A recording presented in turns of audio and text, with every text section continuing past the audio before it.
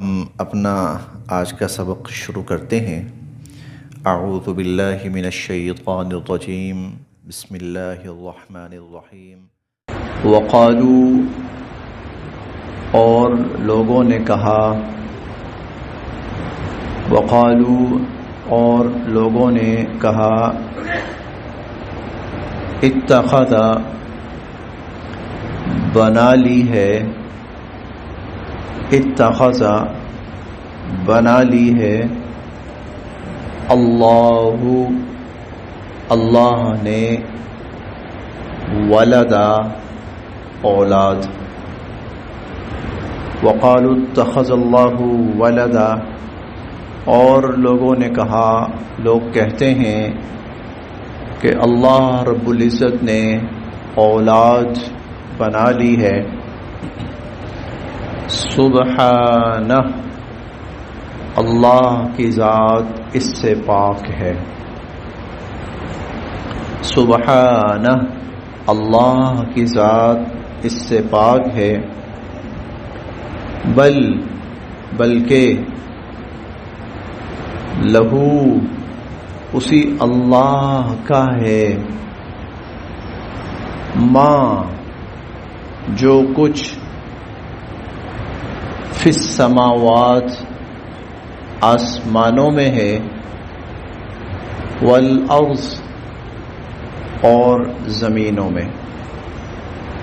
بل لہو، بلکہ اس اللہ کا ہے، ما فی السماوات، جو کچھ آسمانوں میں ہے، والارض، اور جو کچھ زمینوں میں ہے۔ کلن، سب کے سب، کلن، سب کے سب، لہو، اس اللہ کے سامنے، قانتون، سر جھکائے ہوئے ہیں، یا سب کے سب اس کے فرما بردار ہیں، سب کے سب اس کی فرما برداری کرنے والے ہیں۔ دنیا جس گمراہی کی مرتکب ہوئی اور جس بہت ہی بڑی غلط فہمی کی مرتکب ہوئی، ان میں سے ایک غلط فہمی اللہ رب العزت کے لیے اولاد کا دعویٰ کرنا تھا۔ چنانچہ قرآن کریم نے کم از کم 3 بڑے طبقات کا ذکر کیا جو اللہ رب العزت کے لیے اولاد کا دعویٰ کرتے تھے۔ ان میں سے ایک نصارہ ہیں، یعنی عیسائی۔ عیسائی حضرت عیسیٰ علیہ السلام کو اللہ کا بیٹا کہتے ہیں۔ چنانچہ ہم قرآن کریم میں اکثر پڑھیں گے، بار بار پڑھیں گے، وقالت النصارى المسیح ابن اللہ، نصارہ کہتے ہیں عیسیٰ علیہ السلام اللہ کے بیٹے ہیں۔ باپ بیٹا، یہ کنسپٹ ان کے ہاں بہت مشہور ہے۔ باپ نے بیٹے کو جنم دیا، ہاں یہ تصور ان کے ہاں، اور ہم بار بار قرآن کریم میں یہ پڑھیں گے۔ نصارہ کہتے ہیں عیسیٰ علیہ السلام اللہ کے بیٹے ہیں، نصارہ اللہ کے لیے بیٹا ہونے کا دعویٰ کرتے ہیں۔ ایک بہت بڑی تعداد، اور دنیا میں سب سے بڑی تعداد نصارہ کی ہے، عیسائیوں کی ہے۔ دنیا میں آبادی کے لحاظ سے دنیا میں سب سے زیادہ عیسائی ہیں، اور یہ دنیا کا سب سے بڑا طبقہ یہ اس بہت بڑے گناہ کے اندر مبتلا ہے کہ وہ اللہ کے لیے اولاد کی دعوے دار ہے۔ دوسرا طبقہ یہود ہے۔ یہود کہتے ہیں کہ عزیر ابن اللہ، عزیر علیہ السلام اللہ کے بیٹے ہیں، وہ عزیر علیہ السلام کو اللہ کا بیٹا قرار دیتے ہیں۔ تیسرے مشرکین ہیں۔ مشرکین کہتے تھے کہ فرشتے اللہ کی بیٹیاں ہیں۔ وَجَعَلُوا الْمَلَائِكَةَ الَّذِينَ هُمْ عِبَادُ الرَّحْمَنِ إِنَاثًا، فرشتے جو اللہ کے بندے تھے انہوں نے ان کو اللہ کی بیٹیاں بنا دیا۔ اَشَهِدُوا خَلْقَهُمْ، کیا جب یہ فرشتے پیدا ہو رہے تھے تو یہ موجود تھے؟ ان کو پتا تھا کہ یہ اللہ کی اولاد ہے؟ اس کو بھی ہم بار بار قرآن کریم میں پڑھیں گے۔ یہ 3 بڑے مذاہب، یہ 3 بڑے طبقات ان تینوں نے اللہ رب العزت کے لیے اولاد کا دعویٰ کیا. اللہ رب العزت نے قرآن کریم کے اندر اس کی بہت شدت کے ساتھ تردید فرمائی. اس کا اندازہ اس بات سے لگائیں، اللہ تعالیٰ قرآن کریم میں فرماتے ہیں تکاد السماوات یتفطرن منہ، قریب ہے کہ آسمان پھٹ کے گر پڑے. وتنشق الارض، زمین ٹکڑے ٹکڑے ہو جائے. وتخر الجبال ہدا، پہاڑ ریزہ ریزہ ہو جائیں. کس بات پر؟ ان دعوا للرحمن ولدا، کہ لوگ اللہ کے لیے اولاد کا دعویٰ کر رہے ہیں. اللہ رب العزت کو یہ اس درجے ناگوار ہے، اس درجے برا ہے. بلکہ ایک حدیث قدسی میں تو اللہ تعالیٰ ایک بڑا عجیب جملہ ارشاد فرماتے ہیں، وہ تو بہت ہی عجیب بات ہے، اور وہ یہ کہ اللہ تعالیٰ فرماتے ہیں کہ یشتمونی ابن آدم، یہ انسان مجھے گالی دیتا ہے، یہ انسان مجھے گالی دیتا ہے. وَشَتَمُهُ إِيَّايَ، اور اس کا مجھے گالی دینا کیا ہے؟ یقول کہ ان اتخذ اللہ ولدا، اور یہ کہتا ہے کہ اللہ نے اولاد بنا لی. یعنی اس کو اللہ نے اپنے لیے گالی قرار دیا کہ یہ بندہ مجھے گالی دے رہا ہے کہ میں نے اولاد بنائی ہے، اولاد کا میں دعوے دار ہوں. تو یہاں اللہ رب العزت نے اس کائنات کے بہت ہی بڑے جرم اور بہت ہی بڑے گناہ کا تذکرہ فرمایا اور اس کی تردید فرمائی. قرآن کریم میں اللہ رب العزت نے تذکرہ ضرور فرمایا ہے اجتماعی طور پر کہ قیامت کے دن انبیاء علیہ السلام سے سوال ہوگا. بس سوال کیا ہوگا کہ کیا ان نبیوں نے پیغام پہنچا دیا.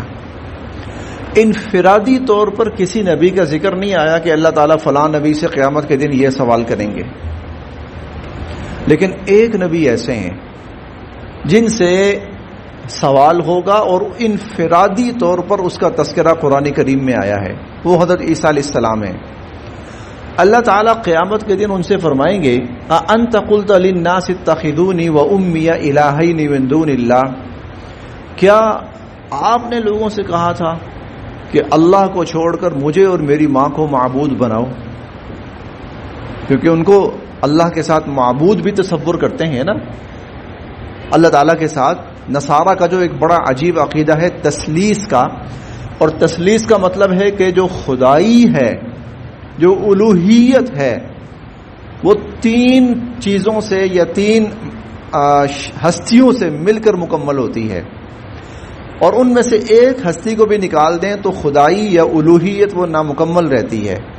ان میں سے کہتے ہیں ایک اللہ تعالیٰ ہے، ایک حضرت عیسیٰ علیہ السلام ہے، اور ایک روح القدس ہے.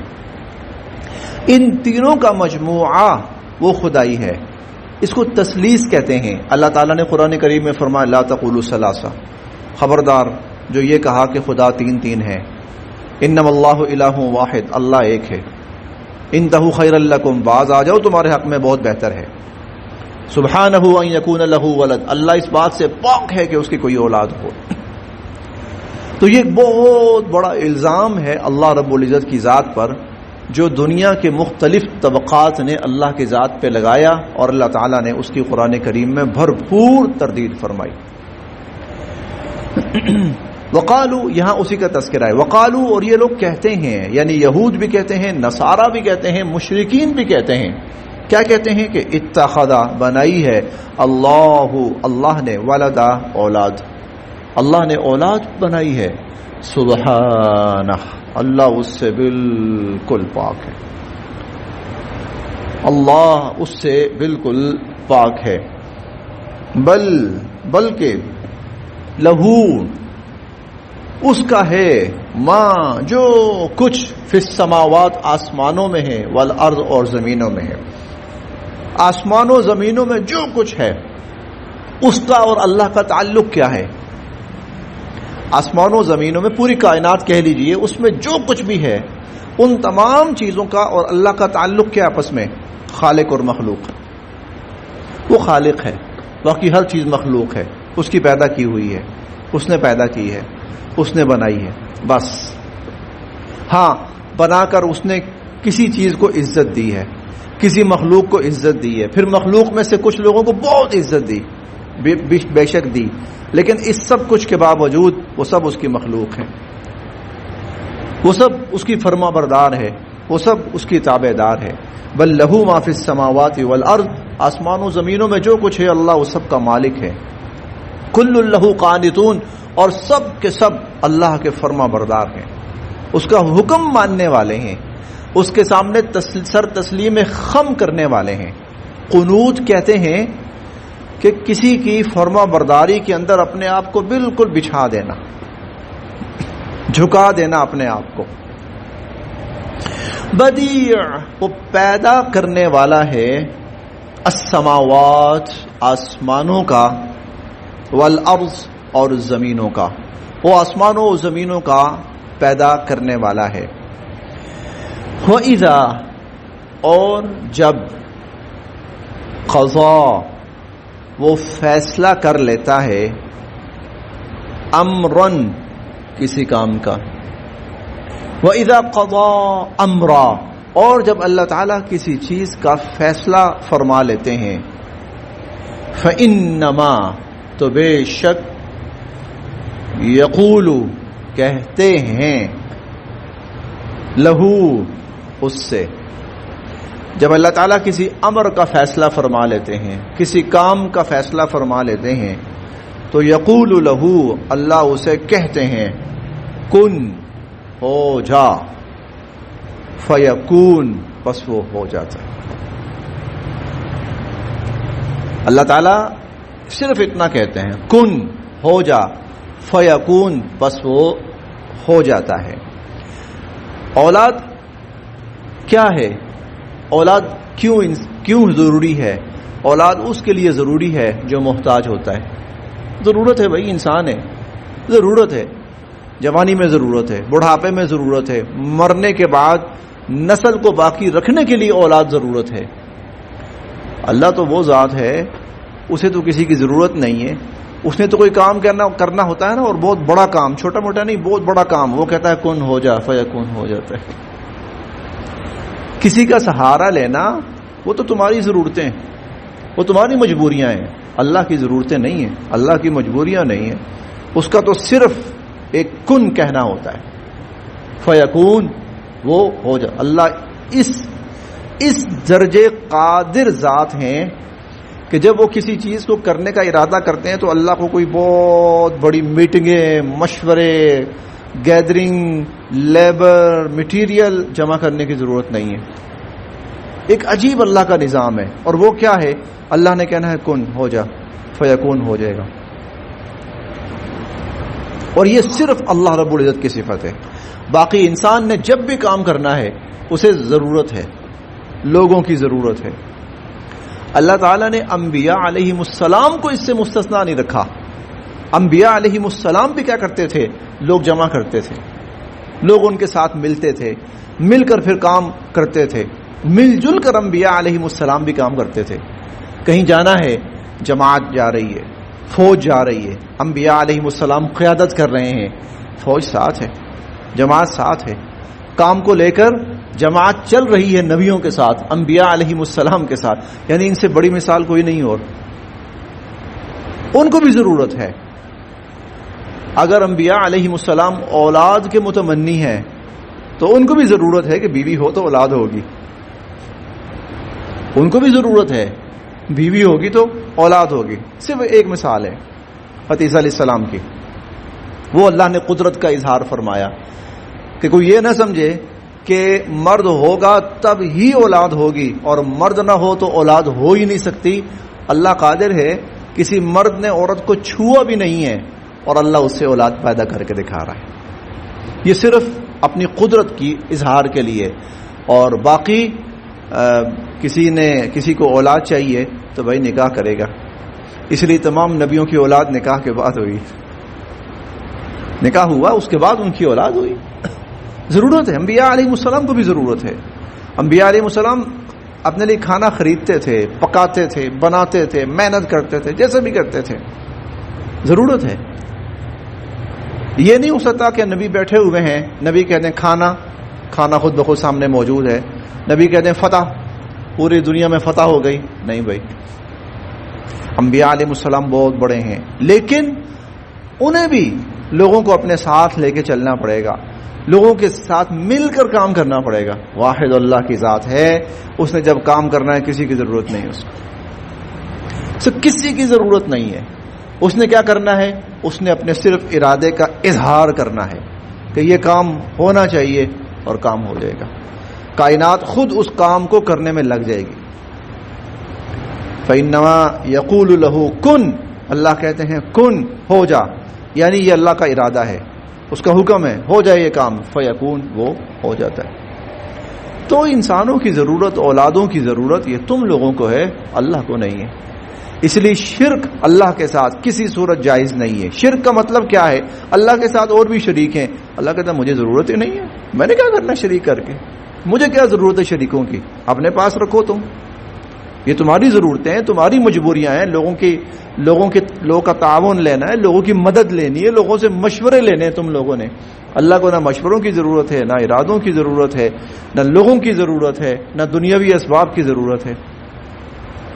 اسی لیے یہ جو معجزات ہوتے ہیں نا، معجزات، یہ اصلاً اللہ کی قدرت کا اظہار ہوتے ہیں. دیکھو میری شان یہ ہے، دیکھو میری شان یہ ہے، یہ مٹی ریت پڑی ہوئی ہے، ٹیلا بہت سڑی چھوٹی سی پہاڑی بنی ہوئی ہے، تو لوگ کہتے ہیں اچھا جی یہاں سے اونٹنی پیدا ہو جائے. تو نبی نے ہاتھ اٹھایا، یا اللہ کر سکتے ہیں، آپ کر سکتے ہیں. اللہ نے کہا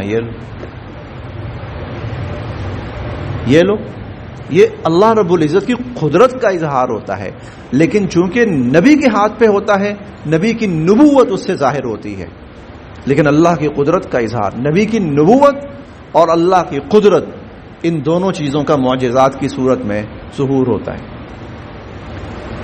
تو اللہ دکھاتے یہ ہے میں جو چاہوں کر سکتا ہوں، بظاہر ناممکن سے ناممکن ترین کام میں کر کے دکھا سکتا ہوں. یہ لو.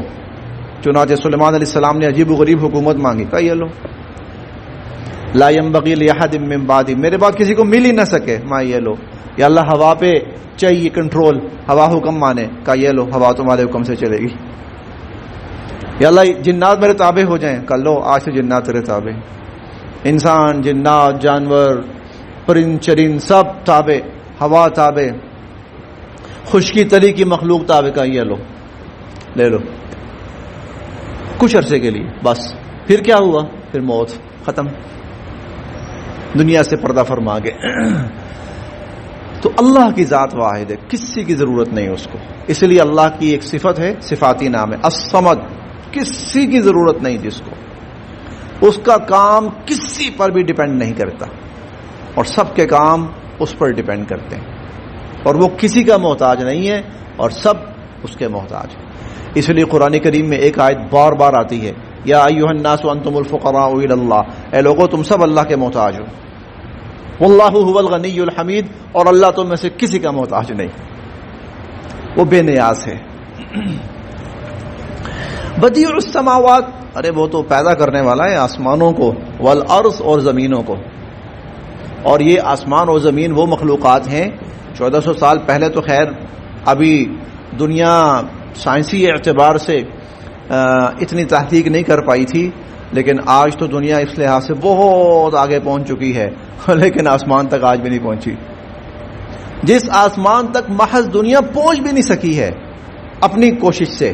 ایک تو اللہ لے گئے نا آسمانوں پر، حضور علیہ الصلوۃ والسلام کو لے گئے، جس کو لے کے گئے، یا جب اللہ فرشتوں کو لے کے جاتے ہیں تو اللہ کی قدرت ہے نا، وہ تو اپنی جگہ ہے.